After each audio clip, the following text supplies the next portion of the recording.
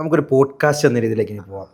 ശ്രീലക്ഷ്മി അറക്കൽ എന്ന് പറയുന്ന ഈ എന്റെ മുമ്പിലിരുന്ന് ഘോരം ബാധിക്കുന്ന ആ ഒരു നാരീ ശക്തി എവിടെ നിന്ന് കിട്ടി?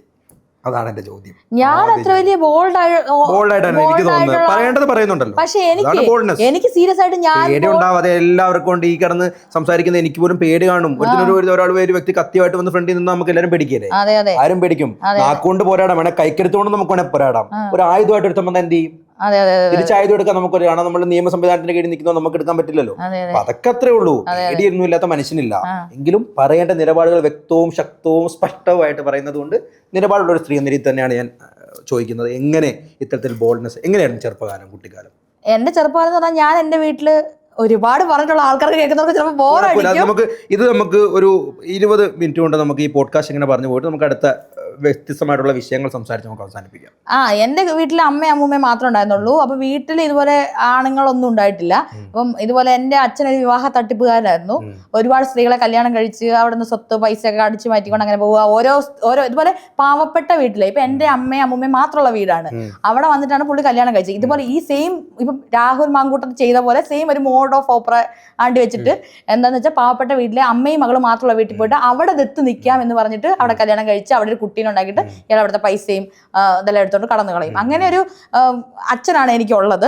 അപ്പം അയാളെ ഞാൻ കണ്ടിട്ടൊന്നുമില്ല. 41 ദിവസമായപ്പോൾ പിടിച്ചു കൊടുത്തു എന്ന് വെച്ച് ഇത് ഞാൻ വെറുതെ പറഞ്ഞ തന്തയില്ലാത്തതൊന്നുമല്ല. കാരണം എന്ന് പറഞ്ഞിട്ടുണ്ടെങ്കിൽ ഇതിന്റെ എല്ലാം കൃത്യമായിട്ടുള്ള പോലീസ് രേഖകളും വെരിഫിക്കേഷൻ പോലീസ് കൊടുത്തെല്ലാം ഉണ്ട്. ഇരട്ടി പോലീസ് സ്റ്റേഷനിൽ പോയിട്ടുണ്ടെങ്കിൽ ആർക്ക് വേണമെങ്കിലും കിട്ടാവുന്നതാണ്. അപ്പോൾ അങ്ങനെ ഒരു ഇപ്പൊ എന്റെ അമ്മ എന്ന് പറയുന്ന പോലെ ടിപ്പിക്കൽ ആയിട്ടുള്ള ഒരു ചന്ദ്രക്കുറി അണിഞ്ഞ് അമ്പലത്തിൽ പോകുന്ന ഒരു അമ്പലവാസി അമ്മയല്ല. എന്റെ അമ്മ കൃത്യമായിട്ട് പൊളിറ്റിക്കൽ സ്റ്റാൻഡുള്ള ഞങ്ങളുടെ നാട്ടിൽ, ഞങ്ങളുടെ കർണാടക ബോർഡറിൽ എന്റെ വീട്. അപ്പൊ കർണാടകയിൽ നിന്ന് ഒരുപാട് ചാരായം ഞങ്ങളുടെ നാട്ടിൽ കൊണ്ടുവന്നിട്ട് സ്ത്രീകളെ എല്ലാം അവിടുത്തെ കോളനിയിലെ ആൾക്കാര് ആണുങ്ങളെല്ലാം കൂടെ കുമ്പിട്ടിരിക്കുന്ന പരിപാടിയൊക്കെ ഉണ്ടായിരുന്നു. അപ്പൊ എന്റെ അമ്മയുടെ നേതൃത്വത്തിലുള്ള ആൾക്കാരാണ് പോയിട്ട് ചാരായൊക്കെ ഒളിപ്പിച്ച് വെക്കുന്ന സ്ഥലങ്ങളൊക്കെ കുത്തി തുറന്ന സമരം, അങ്ങനെ അമ്മേനെ വാക്കത്തേക്ക് വെട്ടാനൊക്കെ വന്ന് അത്രയും ധൈര്യവതിയായിട്ടുള്ള ഒരു അമ്മയുടെ മോളാണ് ഞാൻ. എന്റെ അമ്മയുടെ 1% പോലും ധൈര്യം എനിക്ക് കിട്ടിയിട്ടില്ല. അപ്പം എന്റെ അമ്മേനെ അറിയുന്ന ആൾക്കാർ അത് ഉഷയുടെ മോള് തന്നെ, അവൾ ഇങ്ങനെ വരത്തുള്ളന്നേ എല്ലാവരും പറയത്തുള്ളൂ. അപ്പൊ അതുകൊണ്ടാണ്. പിന്നെ രണ്ടാമത്തെ കാര്യം എന്ന് പറഞ്ഞാൽ ഞാൻ ചെറുപ്പത്തിലെ എൻട്രൻസ് എഴുതിയിട്ട് നാഷണൽ ലെവലിലുള്ള ഒരു സ്കൂളായ നവോദയ സ്കൂളിൽ എനിക്ക് അഡ്മിഷൻ കിട്ടി. എനിക്ക് അത്യാവശ്യം മൂളയുള്ളത് കൊണ്ട് അതുകൊണ്ട് തന്നെ എന്താ അവിടെ നിന്ന് എനിക്ക് ഒരുപാട് വായനകൾ ഉണ്ടായിരുന്നു. വലിയൊരു ലൈബ്രറിയാണ് അവിടെ ഉള്ളത്. അത് മാത്രമല്ല വായനാശീലം നല്ലപോലെ. ഞാൻ 7ാം ക്ലാസ്സിൽ പഠിക്കുമ്പോൾ പി വത്സലയുടെ നെല്ലൊക്കെ വായിച്ചിട്ടുണ്ട്. അത്രയും വലിയ ബുക്കൊക്കെ. അതുപോലെ ധർമ്മപുരാണമൊക്കെ ആ സമയത്തേ ഞാൻ വായിച്ചിട്ടുണ്ട്. ഇപ്പോഴത്തെ പിള്ളേർക്ക് ഇല്ലാത്ത വായനയാണ്. പത്രം വായിക്കണം. ഞാനൊക്കെ വിശ്വസിക്കുന്നത് എനിക്കൊക്കെ അത്യാവശ്യം പൊളിറ്റിക്കൽ അല്ലെങ്കിൽ അത്യാവശ്യം സമകാലീന കാര്യങ്ങളെ കുറിച്ച് അല്ലെങ്കിൽ ഇതിന് മുമ്പ് നടന്ന കാര്യങ്ങളെ കുറിച്ചൊക്കെ നമുക്ക് പറയാൻ പറ്റുന്ന ഈ കാണുന്ന പോലെയല്ല, വായന നമുക്ക് ഇച്ചിരി കൂടെ കയറും.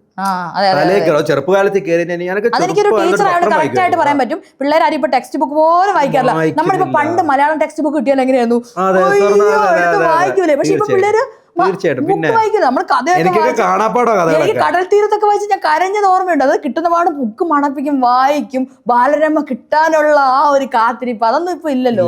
അപ്പൊ അതെ. അപ്പൊ അതുപോലെ എന്ന് വെച്ച് പ്രതിപക്ഷ നേതാവ് വി.ഡി. സതീശൻ ഭയങ്കര വായനാശീലമുള്ള ആളാന്ന് പറയുന്നത്. ഓരോ വർഷം 60 പുസ്തകങ്ങൾ വായിച്ചു തീർക്കുന്ന പറയുന്നത്. അതെനിക്ക് ഏകദേശം പൊളിറ്റിക്കലായിട്ട് ചിന്തിക്കുന്ന പൊളിറ്റിക്കൽ പാർട്ടീസിലുള്ള ആൾക്കാരൊക്കെ വായിക്കുമെന്ന് എനിക്ക് തോന്നുന്നു. അല്ല, ഇപ്പോഴത്തെ നിലവിൽ രാഷ്ട്രീയ രംഗത്ത് നിൽക്കുന്ന ആരും അത്രയും എനിക്കത് പേഴ്സണലായിട്ട് അറിയത്തില്ല. എന്നാലും അവരുടെ കോളേജ് കാലഘട്ടത്തിലൊക്കെ വായിച്ചിട്ടുണ്ടാവുമല്ലോ. അപ്പം എനിക്ക് വായനാശീലം ഉള്ളതുകൊണ്ടാണ് എനിക്ക് ഇങ്ങനെയൊക്കെ ചിന്തിക്കാൻ തന്നെ പറ്റുന്നത്. ഞാൻ പറഞ്ഞില്ല 8ാം ക്ലാസ്സിൽ പഠിക്കുമ്പോഴേ അങ്ങനെയുള്ള കാര്യങ്ങൾ വായിച്ചിട്ടുണ്ട്. ശബരിമലയെ പറ്റി. പിന്നെ ഞാൻ പണ്ട് ഇപ്പം നിങ്ങൾക്ക് ചിലപ്പോൾ സെൻസേഷനായിരിക്കും, ആണുങ്ങളൊക്കെ ഫയർ എന്ന് പറയുന്ന പുസ്തകം വായിക്കുമ്പോഴേ പെൺകുട്ടികൾക്കും ഈ നമ്മളുടെ കൗമാരത്തിൽ ഇതിനെ കാര്യങ്ങളെ പറ്റി അറിയാനുള്ള തോരയുണ്ട്. അപ്പം നമുക്ക് ഇങ്ങനത്തെ ഇതൊന്നും അവൈലബിൾ അല്ല പെൺകുട്ടികളുടെ. പക്ഷെ നമുക്ക് അവൈലബിൾ ആയിട്ടുള്ളത് ആരോഗ്യമാസിക, മഴക്കാലത്തെ ലൈംഗികത, ഇതൊക്കെ കിട്ടുമല്ലോ. ഇതൊക്കെ ഇരുന്ന് വായിച്ചത് കൊണ്ട് ഇതൊക്കെ നമ്മൾ ഹോസ്റ്റലിൽ കൊണ്ടുവരും. അപ്പം എന്നെ കാണുമ്പോഴേ ലൈബ്രറിയിൽ ഇതൊക്കെ എടുത്തു വെക്കും. ഇത് എടുക്കുന്ന കുറച്ച് നമ്മൾ ആരോഗ്യമാസിക എടുക്കുന്നത് എല്ലാവർക്കും ആക്സസിബിൾ ആയിട്ടുള്ളതാണ്. അപ്പൊ അതെടുത്ത് ആരോഗ്യമാസിക വായിച്ചുകൊണ്ട് കറക്റ്റ് ആയിട്ട് ഡോക്ടർമാർ എഴുതിയ ലൈംഗികതയെ വായിച്ചേ. അതുകൊണ്ട് ലൈംഗികതയെ പറ്റിയിട്ടുള്ള ഈ കോൺസെപ്റ്റ് എന്റെ മനസ്സിൽ കയറിയില്ല. അപ്പം ആരോഗ്യമാസികയൊക്കെ അങ്ങനെ അഭിമാനിക്കാം കേട്ടോ. നല്ല സെക്സ് എഡ്യൂക്കേഷൻ നമ്മളുടെ തലമുറയ്ക്ക് കൊടുത്തിട്ടുള്ളതുകൊണ്ട്.